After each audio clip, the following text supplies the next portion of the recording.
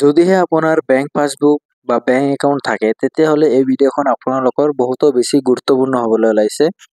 চাওক, আপুনি আজিলৈকে যিমানখন বেংক একাউণ্ট ইউজ কৰিছে সকলো বেংক একাউণ্টৰ পৰা আপোনাৰ একাউণ্টৰ পৰা এটা 436 টকা আৰু 20 টকা 2খন টকা এটা বছৰত এবাৰ কৰি কাটে। ঠিক আছে, তো সেই বিষয়ে আমি আলোচনা কৰিব ওলাইছো যে বহুতে মানুহ আমাৰ অসমৰ মানুহে বহুতে গম নাপায় বা বহুত মানুহে গমো পাব পাৰে। যিসকলে গম পায় তো ভিডিঅ'খন স্কিপ কৰিব পাৰে, আৰু যদিহে আপুনি গম নাপায় তো ভিডিঅ'খন শেষলৈকে চাব, তো সকলোখিনি কনফিউজন দূৰ হৈ যাব।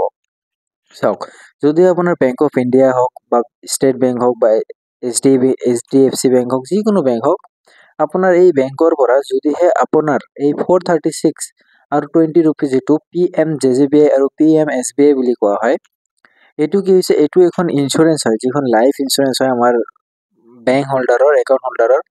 এইখন কি একাউণ্ট অপেনিঙৰ সময়ত অট'মেটিকলি এইখন ইঞ্চুৰেঞ্চটো ষ্টাৰ্ট হৈ যায়। ঠিক আছে, তো এইখন ইঞ্চুৰেঞ্চৰ কি ফায়দা, যদিহে আপোনাৰ 436 বছৰত এবাৰ কৰি কাটি আছে, তো এইখনৰ আপুনি বেংকৰ পৰা যাই PMJJBI চাৰ্টিফিকেট বুলি আপুনি লৈ আপুনি ডাউনলোড কৰি ৰাখি দিব।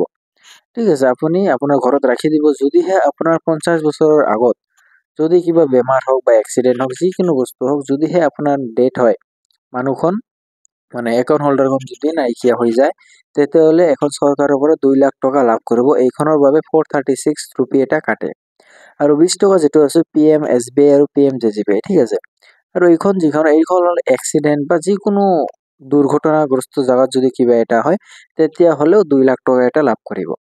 চাওক, এই এটা 436 ৰুপি যিটো কাটে, এইটো বছৰত এবাৰ কৰি কাটে, আৰু এইটো এটা ডাঙৰ কথা নহয়, কাৰণ মানুহৰ জীৱনৰ ভৰসা নাই, আজি আছে কালি নাই। ঠিক আছে, যদিহে আজি নাই মানুহজন, হয়তো 2-3 দিন পিছত বা 1-1.5 মাহ পিছত ইঞ্চুৰেঞ্চটো ক্লেইম কৰি নিজৰ পৰিয়ালখন চলিব পাৰিব।